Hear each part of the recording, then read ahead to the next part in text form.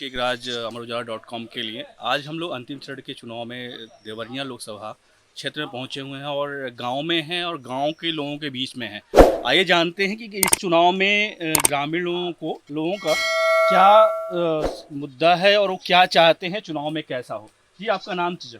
जी sir, हमारा नाम मणि यादव उर्फ अन्ना हजारे है। जी और बताएं सर। चुनाव को क्या देख रहे हैं, कैसे चल रहा है चुनाव यहाँ का? चुनाव को देख रहे हैं, आज़ादी से लेकर के आज तक दो पार्टियां बनी है। एक कांग्रेस है, कांग्रेस आज तक जो है कि उसके बाद से भाजपा आई और आदमी का मजबूरी बन जाता है इसी दो पार्टियों को वोट देना। 5 साल वो रहती है तो 5 साल वो रहती है, ऐसे बदलते रहते हैं। इस बार जो है कि आम जनता का मूड बन गया है कि मतलब परिवर्तन होना चाहिए। इसलिए इस बार जो है कि जनता का इधर का देवरिया का मैं अनुमान बता रहा हूँ कि जो कांग्रेस का मतलब सीट यहाँ से निकलने का उम्मीद दिख रहा है।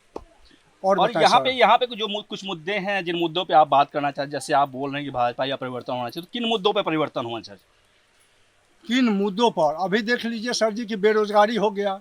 शुगर मिल देवरिया का जो है कि अपना बंद हो गया। 14 कितना था जी? 14 शुगर मिल था देवरिया में। आज जो है कि सारे बच्चे जो है कि पढ़ाई लिखाई करके बेरोजगार पड़े हुए हैं। आज जो है कि शिक्षा के विषय में जितनी सरकारी स्कूलें हैं, स्कूल में जो है कि गुणवत्तापूर्वक पढ़ाई नहीं हो रही है और जितने ऑफिस दफ्तर हैं पहले से अत्यधिक जो है कि भ्रष्टाचार बढ़ गया है। चलिए आपका मुद्दा ठीक है। जैसे ये चाचा बता रहे हैं कि हाँ चीनी इंडस्ट्री का हब था और अब चीनी मिलें बंद हो चुकी हैं और चुनाव में परिवर्तन चाहते हैं। आप क्या सोच रहे हैं इस चुनाव को लेकर? इस चुनाव को लेकर के हम यही सोच रहे हैं और विचार है कि चुनाव सरकार किसी की होती नहीं है, ना हमारी है ना और आम जनता की है। जो सरकार अच्छा काम करेगी उसके साथ हम रहेंगे। तो इस चुनाव में आप किसके साथ हैं? इस चुनाव में हम भाजपाई हैं तो भाजपा के साथ हैं। सिर्फ जैसे ये बोल रहे हैं हम भाजपा के हैं, पार्टी बेस पे है। अगर पार्टी से एक तरह अगर देखा जाए कैंडिडेट वाइज, आप तो किसको पसंद करना देवेंद्र चाहेंगे? सिंह भाजपा के सदस्य हैं, जिला का बता दीजिए। जो अखिलेश सिंह है वो कांग्रेस बहुत अच्छे नेता है। पूर्वांचल में उतना बड़ा नेता कोई नहीं है और योग्य नेता है, पढ़े लिखे नेता है, राष्ट्रीय प्रवक्ता है कांग्रेस के। हम अपने समझ से बता रहे हैं कि वो जीतेंगे तो कुछ अलग बेहतर करेंगे यहाँ के लिए। तो यहाँ पे अभी देवरिया सीट पे क्या सीन क्या है? कौन आगे या कौन पीछे या कौन जीतने की कंडीशन में है? अब देवरिया सीट पे लगभग दोनों में फाइट चल रही है और ये है कि अखिलेश प्रताप सिंह को हर वर्ग के लोग वोट कर रहे हैं। मतलब हर थोड़ा हर वर्ग से उनको मिल रहा है और जीत हार तो अपने जगह पे है। और इस समय वोट लोग महंगाई, बेरोजगारी, शिक्षा पे वोट कर रहे हैं। शिक्षा की स्थिति बहुत अच्छी नहीं है। जैसे सरकार की बात होती है, सरकार कहती है कि किसानों की आय दोगुनी करनी है और गांव पे विकास की, और गांव की विकास अभी हम लोग चल के आए तो गांव में सड़क की बड़ी बुरी हालत है। और जैसा आपने कहा कि किसान यहाँ की किसानी गेहूं और धान पे अभी डिपेंड हो गई है। अगर वही गन्ने पे रहती तो गन्ना बेहतर रहता। तो इस पे सरकार का कहना और अभी स्थिति है उस पर क्या आप कहेंगे? अभी तक स्थिति बहुत खराब है। आज तक जितने भी जनप्रतिनिधि यहाँ हुए किसी ने देवरिया में कुछ ऐसे अलग करके नहीं दिखाया जिसमें जनता का विश्वास टिक सके। न कोई फैक्ट्री लगी, जितनी भी फैक्ट्रियाँ, शुगर फैक्ट्रियाँ थी सब बंद हो गई। जी धन्यवाद। ये देवरिया में आप क्या बदलाव चाहते हैं? अगर कोई सांसद बने, कोई भी बने, तो क्या करे कि देवरिया का विकास हो और आप लोगों का विकास हो?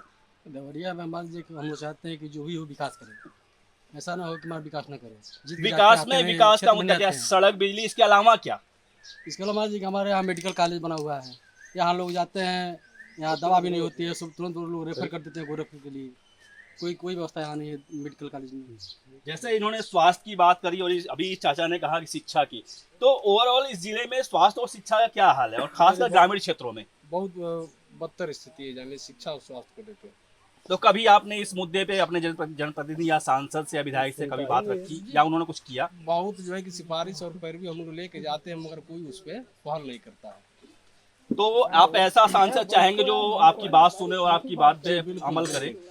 तो मतलब ओवरऑल देखा जाए, जैसे आज अमित शाह आए, इसके पहले अखिलेश आए, मोदी जी भी रुद्रपुर में आ चुके हैं, तो क्या चल रहा है? भीड़ है, भीड़ का मूड क्या है? भीड़ का मूड क्या है सर जी? साफ है। महंगाई, बेरोजगारी, सब लोग मान लीजिए हम लोग पढ़ लिख के क्या कर रहे हैं? खेती में भी कुछ नहीं है। गन्ना लगाते तो कुछ पैसा होता। हम लोग को वहाँ गुजरात जाने का कोई शौक है? 2 बच्चा छोड़ के हम लोग सोचते हैं हमारे वहाँ चीनी मिल थी, सब चीनी मिल सब लोग रस्त कर दिए। कहीं कुछ है ही नहीं है। गन्ना और गेहूं और चावल बो के गेहूं बो के क्या करेंगे? बच्चों का फीस नहीं निकल पाता है सर जी। मतलब ये जो किसान की बात है या विकास की बात है। अब थोड़ा सा यूथ की तरफ रुख करते हैं। ये हैं, आप अपने बारे में बताएं, यूथ है और सरकार से क्या चाहते हैं? कोई भी सरकार हो, सरकार से हमें यही उम्मीद थी और यही उम्मीद भी है। आज भी हम वोट इसी उम्मीद पे करेंगे कि रोजगार पे हम वोट करेंगे।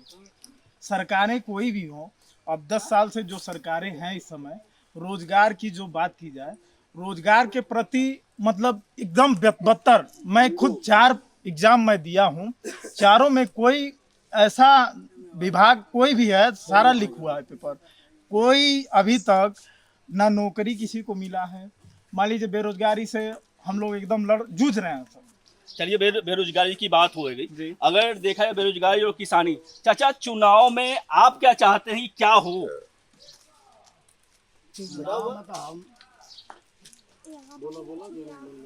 पार्टी पौवा पर लोग चलता है। मम्मी को पार्टी के लोग क्या कहना है कि भाजपा ही है यहाँ बहुत है। हम कहाँ हैं कि हाई लो जानते नहीं, आप खुल के चलिए, आप भाजपाई और सफाई से इस तरह के हम ये जानना चाहेंगे कि क्या चाहते हैं कि आपका क्षेत्र भी आगे बढ़े। हमारा भी क्षेत्र आगे बढ़ा है, यही तो हम नहीं जाते हैं।